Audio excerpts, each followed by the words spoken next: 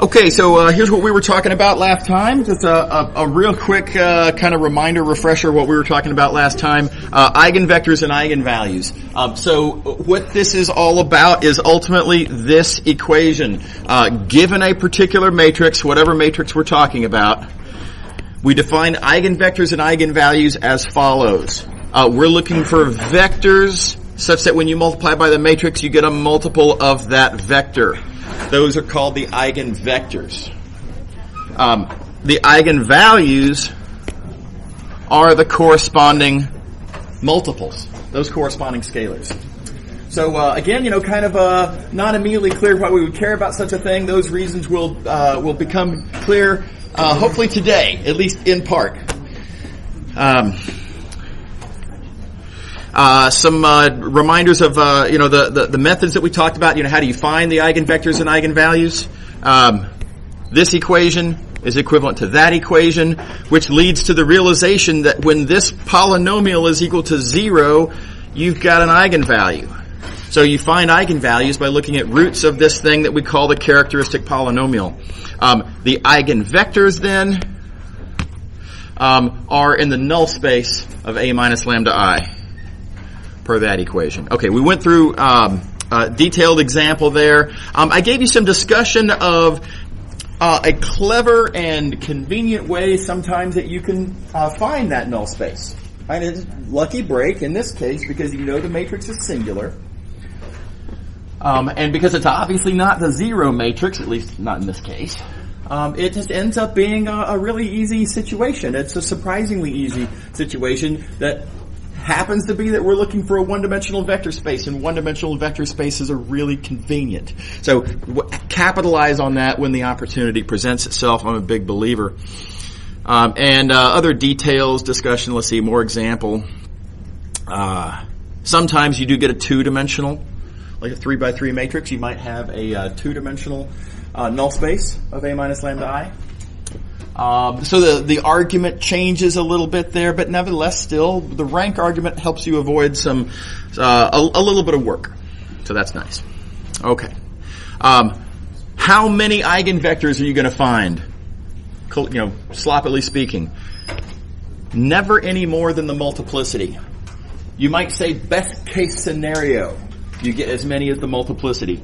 Based on a tenuous analogy that we feel like we noticed between the search for eigenvectors and the search for homogeneous solutions in Chapter 4. Super tenuous analogy. We were kind of expecting to get M eigenvectors. We did not get M necessarily. Nevertheless, there is a connection to that multiplicity in that it's the upper bound of how many eigenvectors you will find. Okay, we made some observations about how to interpret this geometrically. Roughly speaking, when you have an eigenvector, one way to think about that is it's telling you a subspace of the domain that's being preserved by the multiplication by the matrix. This matrix acts to turn all the vectors on this line into other vectors on this line, just scaled by a factor of 4. Okay, likewise for the other cases. Okay, so just a little bit more that I want to say about eigenvectors, and then we're going to move on to well, let me not get ahead of myself. Your characteristic polynomial, it's a polynomial. Even though it has real coefficients, the roots don't have to be real. This is not news, right? We've seen polynomials in multiple contexts. And we know that sometimes polynomials might have complex roots. So a matrix might have complex eigenvalues, which is a little weird to think about, right? I mean, we were talking about a real matrix. Where did complex numbers come from? And well, they just came up, right? This happens. Okay, so here's an example of a matrix with complex eigenvalues and, as a result, complex eigenvectors. This is really just a straightforward calculation. I'm not really doing anything different in this example than the previous examples that we've seen. It's just that it's going to be complex numbers, and so be it. So here you go. This matrix right here. By the way, That's a rotation matrix. Not hard to persuade yourself of that. Think about what that matrix does. This is a special case of the general rotation matrix we wrote down a formula for some time ago. You can look at the images of the standard basis vectors and just see that this rotates pi over 2 counterclockwise. Okay, anyway. Characteristic polynomial. Write it down. It's a determinant. Multiply it out. Collect terms, etc. There it is. We search for roots, and there they are. And they're just complex. So be it. How do you find the corresponding eigenvectors? Same game. Nothing different, right? You take, for example, the first eigenvalue. Stick that in. Find the corresponding a minus lambda I. And the roots of a minus lambda I. This is what that null space equation ends up looking like. How do you row reduce this matrix? Nothing different than you've ever done before. Particularly, it's still just a regular old row reduction. Okay, yeah, the arithmetic is going to be a little annoying, right? Because you're dealing with complex arithmetic. For example, if you wanted to divide the top row by negative I, get yourself a pivot kind of there where it should be, right? It seems like a reasonable thing to do. Well, dividing by complex numbers arithmetically, slightly annoying. So, yeah, that part of it is a little different. But in the big scheme of things, it's just a row reduction. And go through, play the game. Here's the reduced echelon form. I left the details for y'all to do on your own. It's just complex arithmetic and row reductions. This being the reduced echelon form. Here's the corresponding null space vector, a.k.a. Eigenvector. So, looking at our original question, we were looking at this matrix, and what we've got is that's an eigenvalue, and that's an eigenvector. And it's a healthy exercise to actually multiply that out. I mean, directly confirm. Keep in mind, eigenvectors and eigenvalues are identified by matrix times vector gives you eigenvalue times vector. I think it's a good, again, everyone should do this once in their life in this sort of weird, counterintuitive case of complex numbers. Yeah, just multiply out both sides of that equation and see that, sure enough, you get the same thing. So that is an eigenvector, it is an eigenvalue. Yeah. Okay. So on the next page, I have the other calculation. Here's the other eigenvalue, and you can play the game. Here's the a minus lambda I. We want to find the null space, yada, yada, yada. Again, arithmetic, complex arithmetic. Make sure you can go through that process. Here's the other eigenvector. Something interesting happened, though, and just, for your consideration. Notice the eigenvalues are conjugates of each other. Now, is that a coincidence, or is that always going to happen?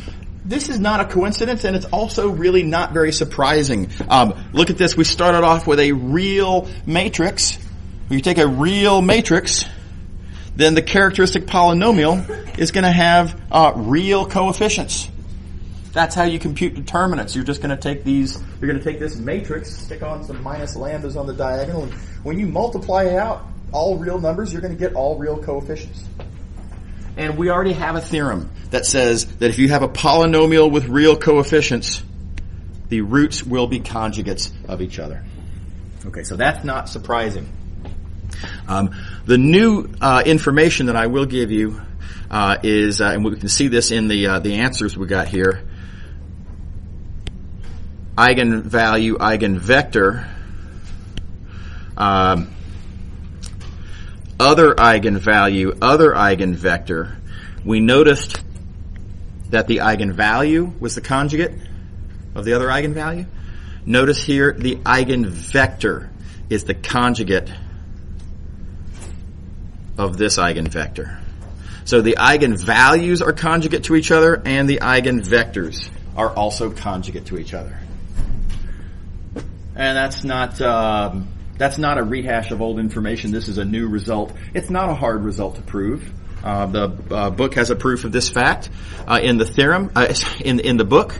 And here's the theorem, and I would encourage you to prove this theorem for yourself. It's not a hard proof. It's a very straightforward proof that when you have, here, let me focus in on it. When you have a real matrix, if you have a eigenvalue and corresponding eigenvectors, then the conjugate is an eigenvalue, and the conjugates are eigenvectors. Very straightforward, algebra of conjugates, basically, is how you prove that. Okay. Good exercise. Persuade yourself this is the case. Proof's in the book if you want to take a look. Okay. Nice fact, though. So what does this buy you? Notice what we could have done then. Having taken that eigenvalue and found this eigenvector, arguably I didn't really have to do the calculation for the second eigenvalue. I've already done the calculation. I know what for the first eigenvalue. I know I have this eigenvector. Wow, I know that for the conjugate eigenvalue, I'm going to get the conjugate eigenvector, and so straight from the theorem, then I get this as the eigenvector. Okay. All right. Okay, so moving along now, section 5.5. This is another big section. Just as a reminder, it took us several days to get through section 4.2. A lot happened in 4.2. It's huge, right? And then it took us a long time to get through section 5.3. It's huge, right? 4.5 was pretty huge. So 5.5 is another huge one. This is a really big section, a lot that's going to happen. And the applications, why is it that we care about the topic that's going to be discussed here in section 5.5? It's going to take us a while to get to that. So let me just remind you one of the things that we talked about first day of class, or the pre-lectures for the first day of class. It's nice, it's satisfying when you see a little bit of abstraction, and then immediately after that, oh, there's your application, right? That's just something very satisfying about that. But that's just not how math always works. Sometimes you have to do a lot of math, lay a lot of groundwork, not seeing where the applications are, and then after all of that math groundwork is laid, then you get a tremendous application. Right, so there's something like that going on here, so bear with me, please be patient. There is going to be a powerful application coming on. We just have a lot that we have to do to get to it first. So here we go. First thing I'm going to do is define a term. I'm going to define what it means for two matrices to be similar. It's just a terminology. Two matrices are similar, so A and B are similar. Similar if there is a way to find some invertible matrix P that makes this equation true. What an odd little equation, by the way. Let me recognize that. I know it's what you're probably thinking. How strange. Who would really care if one of the matrices in question were what you get when you multiply some yet to be determined P matrix, its inverse times the other matrix A, and then further times P. I fully recognize that's very odd. We're going to momentarily see how this is not as odd as it looks. This is actually ultimately pretty natural. But anyway, this is the definition. We like to write down definitions sometimes in a way that's as crisp as possible. So this ends up being a very crisp way to define what we mean by similar. Now, before we go on, a little bit of language. This construction, the act of taking a matrix and multiplying on one side by one thing and on the other side by the inverse. This is called a conjugation. That's just lingo. So we are conjugating A by the matrix P. The result of doing a conjugation to A is a conjugate of A. Anyway, heads up on that language. I'm going to be talking about B being a conjugate of A, or we're going to conjugate this matrix by this other matrix. That's what that's referring to. It's just lingo. Okay. Now, here's another idea I want to ask as a way of segueing into the next point. let's complain about the use of this term here. Similar. That's a kind of a loaded word, isn't it? Doesn't that suggest something? Isn't there a kind of an implication being made there where I'm claiming that A and B are similar? Whoa, slow down. You're telling me that somehow or another this equation here is supposed to suggest that A and B have something in common? I mean, that word similar, again, that's a loaded, that suggests the two things you're talking about have something in common. How does this algebra tell me in any way that A and B have something in common? I'm not seeing it, right, from the way this is written. Everybody on board with the gripe? Okay. So what we have to do is take a different point of view on this. If you take a different point of view on this formula, we will find what it is that ultimately A and B have in common. And thus why we use this term similar. And it comes from remembering that, way back when, a couple of lectures ago, I guess, we wrote down this formula for change of basis for linear transformations. I hope you all remember this one. That's the one with the great big three-dimensional diagram that looks like a prism, And here's the thing to notice about this. In this equation, we didn't think of this way at the time, but if these two bases are the same, and if these two bases are the same, then the two change of basis matrices are inverses of each other. And therefore, this action of, doing the appropriate change of basis on the right side and the appropriate change of basis on the left side, that action is exactly a conjugation. Yeah? We didn't think of it this way. We didn't think of it this way at all at the time. Nevertheless, it remains algebraically, there it is. This conjugation is what was going on with change of basis for linear transformation. Okay. All right. Now, I'm going to make a quick assertion here, and we'll prove this in a minute. Not only is this a kind of an analogy, but in fact, every invertible matrix P is appropriately interpreted a change of basis matrix. So not only are conjugations sometimes change of bases on linear transformations, they are always change of bases on linear transformation. So I owe you a demonstration that every invertible matrix is a change of basis matrix. We'll do that at the end of this page. But for the moment, let me just sort of assert that, and let's then go on with, so what does this really buy us? What this buys us is that when we're looking at a similarity, I already used that color, sorry. When we are looking at a similarity, what we're really looking at is that these two matrices, A and B, let me clean this up. These two matrices, A and B, highlighting, those two matrices, A and B, really do have something in common. And you can see it right here in this equation. What do A and B have in common? They are both representing the same linear transformation, T. Underlying, given what bases you're choosing to use here, these two matrices, A and B, represent the same linear transformation, just in different languages. That's something they have in common. Something natural that they have in common. So thus the choice of words similarity. They do have a common feature. Similar suggests a common feature. A and B do have a common feature. They both represent a common linear transformation T. Okay, so look, as is often the case in Math 216, linear algebra in general, there's a lot to digest. So I do encourage you to take some time, if necessary, go to the recording and, listen to this discussion again, hit the pause button, digest, read the notes, work an example problem or something, and then listen to it again. I think multiple passes through this material is really helpful. But this is a big idea.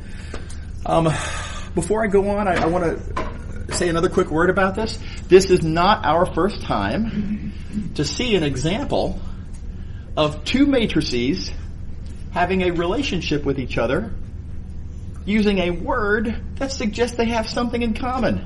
We've been here before with a different relationship. Way long time ago, like the second day of class, we talked about what does it mean for two matrices to be equivalent. Now remember equivalence? So we define two matrices to be equivalent if, there's different ways to say it, but if you can get from one to the other by reversible algebra, right? Or said differently, two matrices are equivalent. A matrix and its reduced echelon form, for example, they are equivalent in the sense that their homogeneous solutions are the same.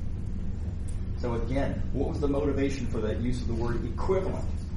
The word equivalent suggests that two different matrices have something in common. And what do they have in common when you're talking about equivalence? What they have in common is they have the same null space, same homogeneous solutions, as we said back in chapter 2. So, again, the loaded word suggests a shared feature from a certain point of view. The word similar suggests simply a different shared underlying property. Okay.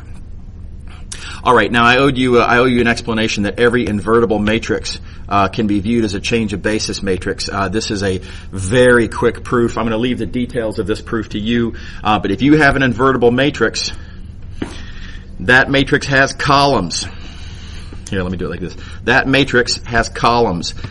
Those columns are a basis. If you pick that basis and make that the input basis script V, and then write down the change of basis matrix from V to S, I claim you will get P.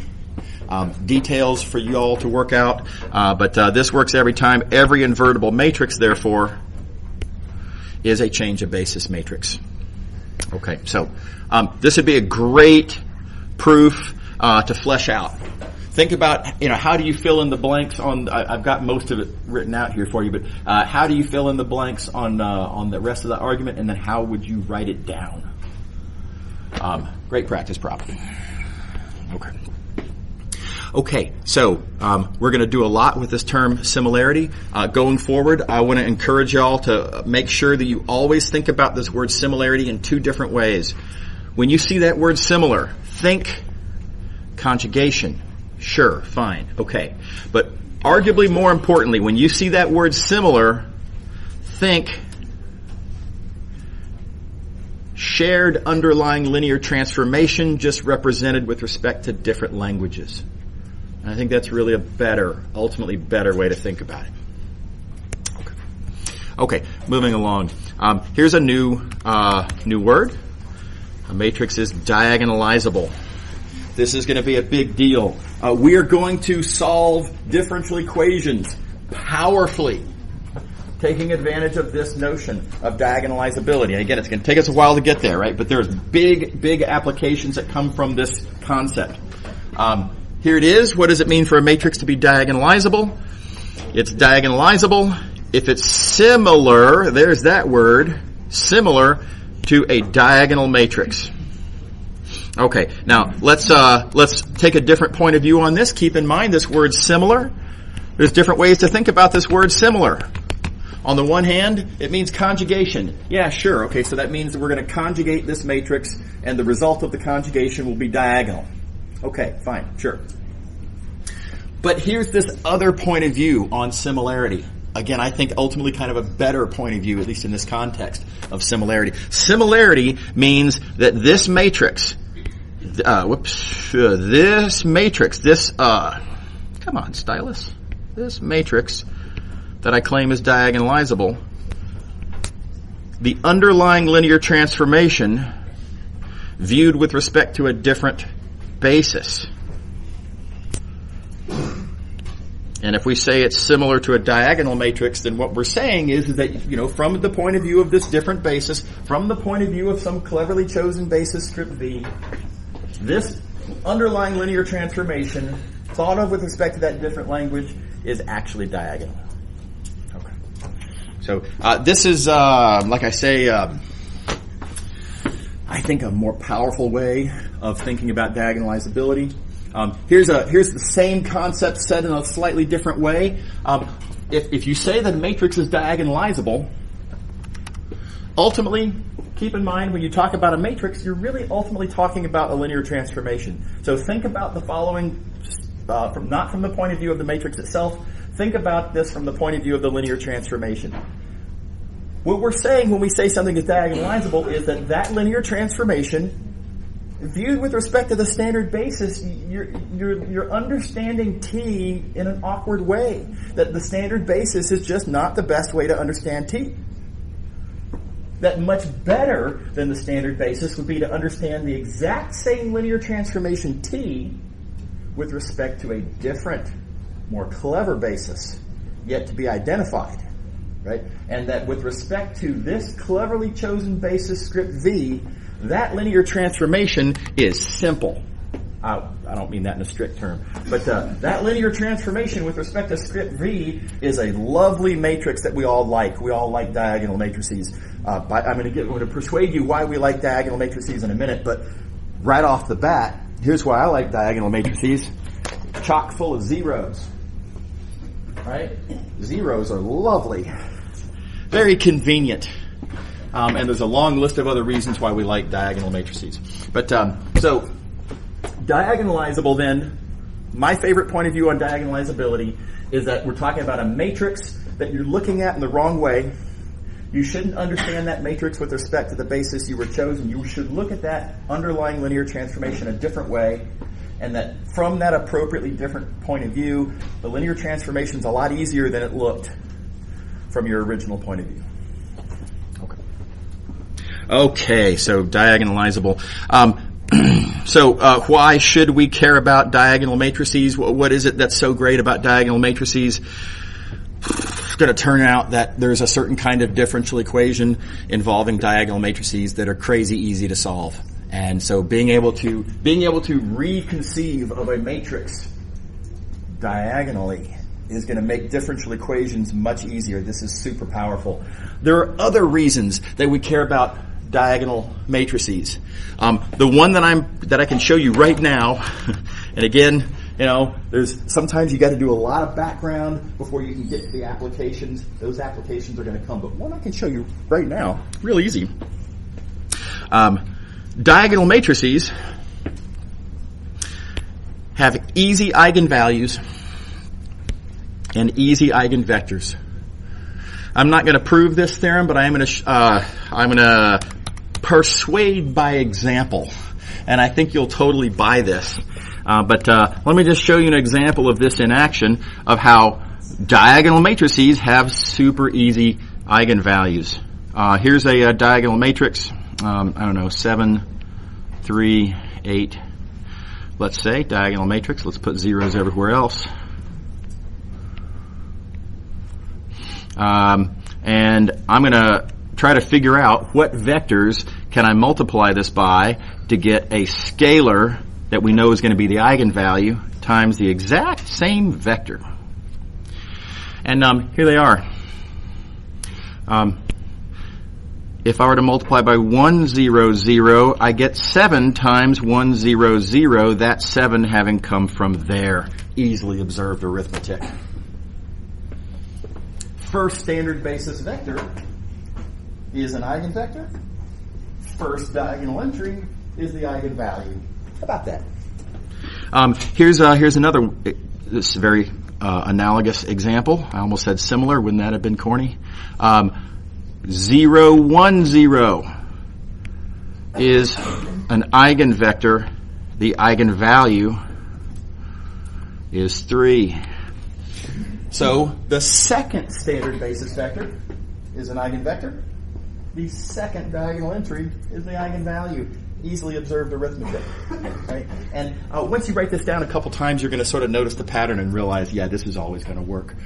So you can write this down rigorously as a proof. I just don't want to get distracted with the rigor of this is more notation heavy than concept heavy. So I don't want to bother with writing this down. But please do persuade yourself that this is clearly going to work every time.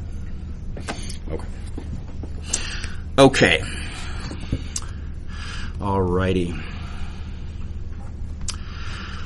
Okay, I want to talk about terminology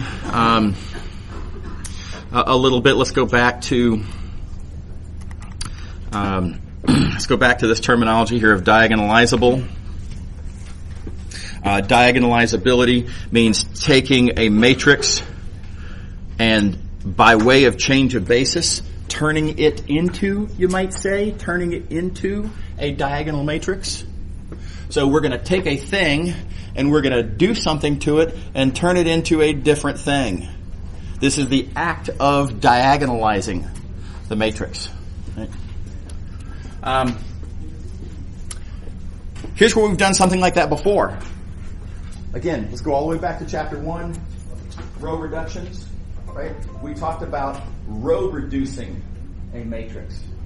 We're taking a matrix, we go through a process, we had our own little different context, different rules, different interests at that time, but take a matrix and you go through a certain process and you get the reduced row echelon form. Right? And we talked about, here's some language that we used, it was awkward, but I didn't really go into it, but we talked about putting a matrix into reduced row echelon form. Y'all remember that terminology, putting a matrix into reduced row echelon form? Okay. Likewise here, we're going to talk about taking a matrix and in this different context with our different interests and our different, focuses and rules and whatever, we're going to talk about taking a matrix and putting it into diagonal form. And here's what's awkward about that terminology. Think about it. If I have a thing, if I say I'm putting it into a different form, well, in that process, I'm changing it, right? So this matrix that we started with, this matrix that we end with, they're not the same matrix. They're different matrices. In what sense is this a different form of this? This is different from that. They're not the same thing. How are these, in what sense are these two different forms of the same thing? Right? So this language always bothered me. Putting a matrix into reduced row echelon form, and now putting a matrix into diagonal form. It seems like if we're changing it, then it's no longer it. Does everybody see why this is uncomfortable? So what's really going on here? So I have a little table made out to talk about the analogy. If you're changing the matrix, is it still it? Right, is my complaint. Okay. All right. So the language is a little sloppy. This is how people talk. Get used to it. So it's unfortunate, but very convenient. And again, this is how it works. So what you have to realize is in both of these cases, we're talking about an underlying thing that we're actually interested in. That's what we're writing in different forms. So let's start off going back to chapter 1. Don't look at this column here for the moment. Let's look at this, in the chapter 1 context of row reductions. Why were we writing down matrices in the first place? We were writing down matrices because we were interested in homogeneous solutions. That's why we started writing down matrices in the first place. We want to find homogeneous solutions. Also non-homogeneous solutions, but let's talk about homogeneous solutions. So the solution set, the underlying homogeneous solution set is what we were interested in. We had this process, things that we're allowed to do, namely row operations, namely, alternatively, multiplying by elementary matrices. Why? In what sense is it okay to just take a matrix and fiddle with it? Right? You're clearly going to change it if you do a row operation. You're changing the matrix, but you're not changing the solution set. Right? So in this process of, applying row operations, you are not doing a thing to what you are actually interested in. The solution set, the homogeneous solution sets. Right? So really better than saying that we're going to put the matrix into reduced row echelon form, what we should say, arguably, is we're going to put the solution set into reduced row echelon form. The solution set is not changing. Originally, we represented the solution with the starting matrix A. By way of a process, we're representing the same thing with respect to a different matrix, namely the reduced echelon form R. Okay. All right. The analogy is very strong with the process of diagonalizing, the process of putting a matrix into diagonal form. Ultimately, we're not talking about the matrix. Ultimately, there's something being preserved that we're actually talking about. The underlying linear transformation. Right? That thing that two matrices have in common when they're similar. That thing that's really ultimately what we're interested in. If that's what you're interested in, change of basis preserves the thing that you're actually interested in. The underlying linear transformation is not changed one little bit if you just do a change of basis. You're just representing it with respect to a different language. Right? And of course, as previously observed, change of basis is a conjugation. Conjugation is a change of basis. So that's the analogy. That's what it means. That's sort of the subtext when you talk about diagonalizing a matrix. Again, really we're diagonalizing the linear transformation. We're taking the one representation of the linear transformation that you started with. We're representing it with a different matrix. Same linear transformation, just representing it in a different language by change of bases. Still representing the same linear transformation. Okay. All right, so just a heads up on the language. Again, it sounds awkward. But here's one of the really big points here. Very often students get confused about, wait a second, what are you allowed to do when and why? For example, I've seen students want to diagonalize a matrix, and so what they do is they start doing row operations. Right? And I just want to point out this doesn't make any sense. Row operations preserve the underlying solution set. Row operations do not preserve the underlying linear transformation. They just don't. Right? So if you start doing row operations, you're not diagonalizing. You're not preserving what we are ultimately interested in for the purpose of diagonalizing. In other words, you're writing down garbage. And likewise, it would be just as nonsensical if you wanted to, we're going to draw this hard line here. If you wanted to, for whatever reason, row reduce, if you wanted to get down to reduced echelon form, you can't just go doing conjugations.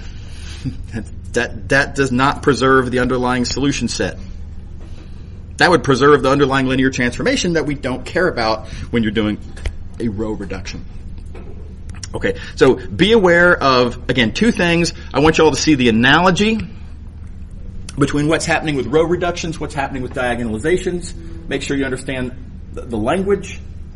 And then also make sure that you see this very hard and crisp line here between them, and you can't mix and match the tools. Okay. All right. Okay, so let's get our hands dirty and do one. We've talked about this idea of diagonalization.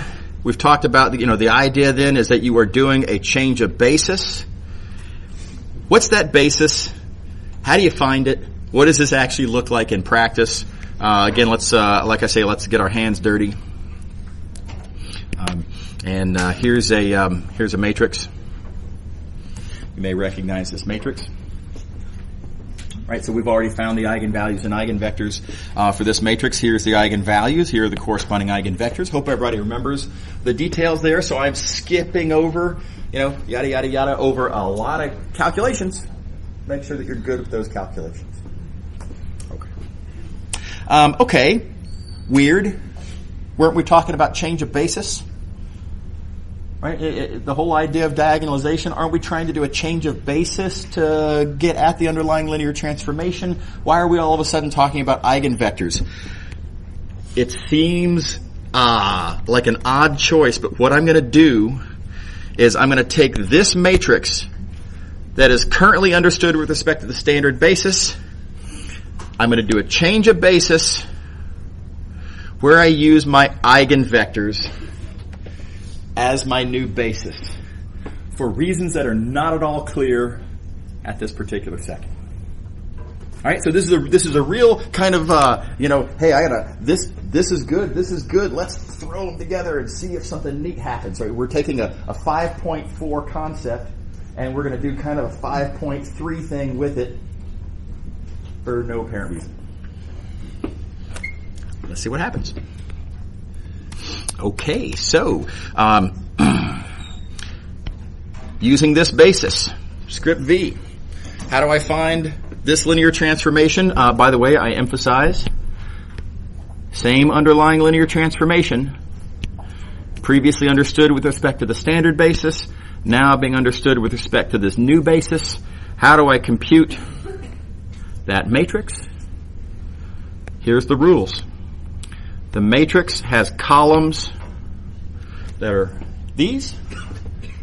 I refer you back to section 5.3. You take the input basis vectors, you do the linear transformation to them, you write the results with respect to the output basis. So this is straight out of that formula from 5.3. Okay, let's do it.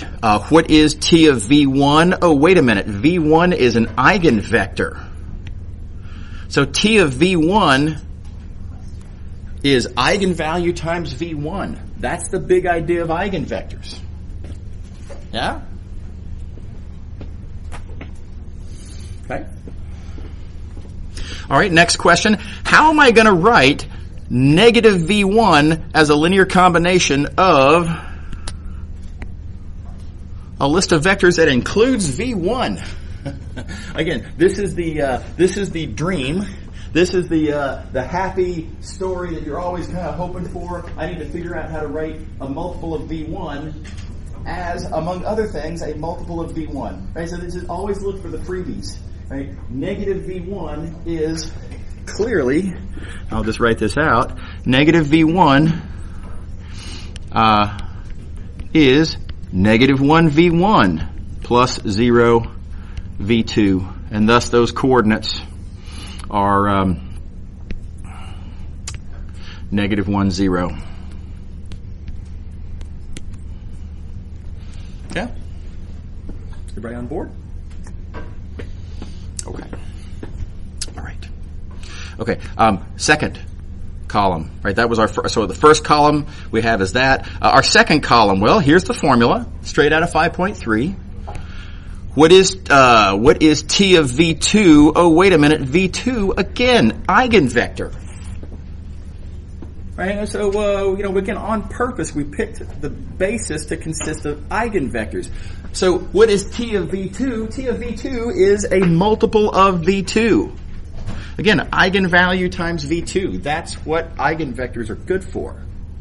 And again, that puts us into our dream scenario, right? I want to write a multiple of V2 as a linear combination of a list of vectors that includes V2. And so easy, freebie, linear combination, and the coefficients are 0, 4. Everybody on board? Now, right now we're just computing. This is just straight up calculation. We're almost to seeing why this is useful, but not quite there yet. Those calculations follow the same pattern. Here's the punchline. These are a computation of the columns, right? So that is my first column. And this is our second column. And look at our resulting matrix. Our resulting matrix is a diagonal matrix. As it turns out, we have successfully diagonalized this matrix. How we doing? Everybody okay? Everybody follow the details? We're going to talk about the big picture here now, but I just want to make sure everyone followed the nitty-gritty.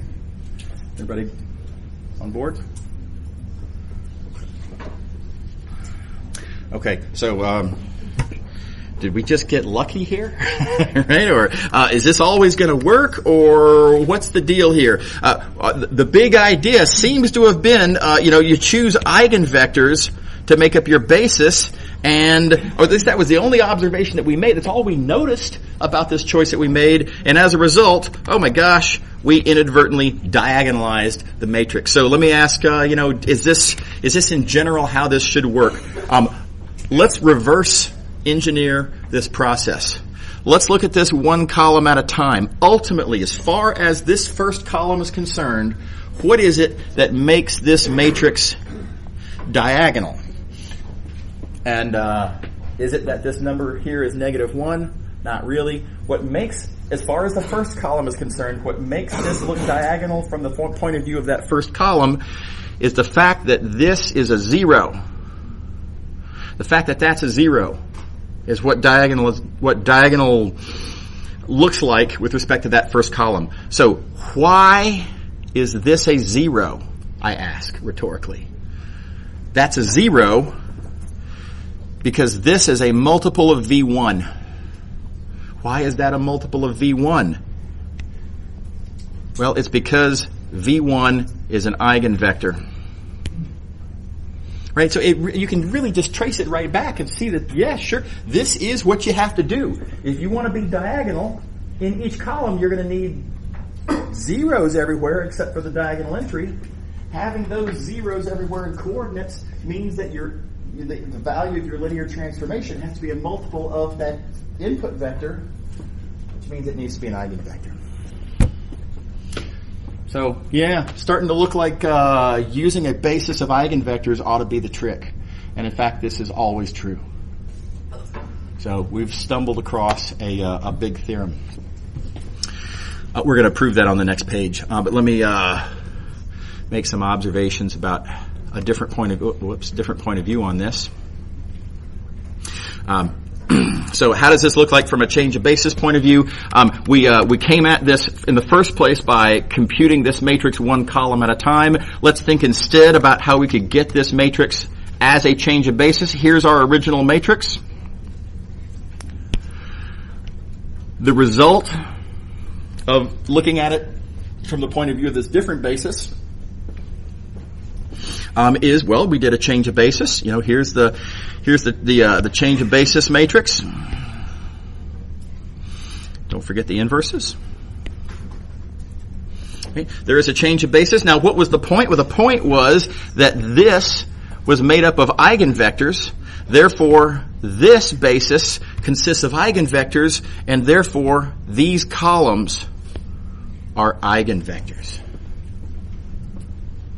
Right? So, you know, when you think about the process of diagonalization, not from a one column at a time point of view, but when you think of the process of diagonalization from a conjugation point of view, the conjugating matrix has columns that are the eigenvectors. And by the way, no surprise, you can see here these diagonal entries are the eigenvalues.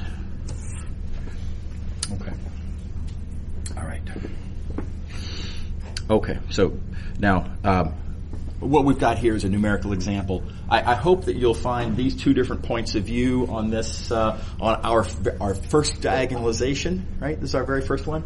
I hope you'll find this arithmetically persuasive, believable, right? That, okay, I kind of see, I think I noticed a pattern there. And that's my goal with this example. Again, like, it's good to get your hands dirty, see one numerically first. But now let's prove that this actually does always work. There is a wonderfully convenient way to prove this. And, let's see here. I wanted to, have a reveal. So let me scratch this off, first.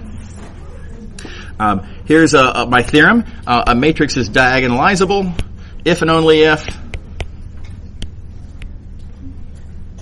you can find a basis consisting entirely of eigenvectors. That's going to be your change of basis matrix. But here's our assertion. Diagonalizability if and only if basis of eigenvectors. It turns out this is actually a very easy proof. Let me zoom so we can fit this all on. Here's what diagonalizable means. Straight out of the definition. Diagonalizable means that the matrix in question, by way of a conjugation, change of basis, conjugation, whatever, same thing, right? The matrix, by way of a conjugation, becomes diagonal. And there's going to be certain diagonal numbers, whatever those are. Okay. Diagonalizable, therefore, means exactly this. Now, a little bit of easy algebra. I can take this inverse matrix and whip it over to the other side. It's invertible. In other words, I can left multiply on both sides by this matrix. Easy little bit of algebra. Not much happened there. Right? Okay, well, now wait a second. This, what I have now as a product, here, let me do this in red. What can I say about this product? A product of two matrices, different points of view, different way to think about matrix multiplication, but here I have a matrix whose columns have names, and then I have a matrix over here made up of diagonal entries. Think about section 1.2, way back when. What's my favorite way to think of matrix multiplication? Linear combinations of columns of the left matrix. Right? So, for example, this first column of the product is that linear combination of those columns, and well, they're mostly zeros as coordinates, and so you get lambda 1 v1. Likewise for all the other columns. So it's just an example of matrix multiplication to rewrite that as that. And lo and behold, look at that, a little bit of easy algebra, and what we have is a statement down here that says that all of these vectors v1 through vn, when you multiply by a, you get scalar multiples of v1 through vn. Therefore, the vectors are eigenvectors. It's a wonderfully crisp little proof, and we'll pick up here next time. Y'all have a great weekend. See you later.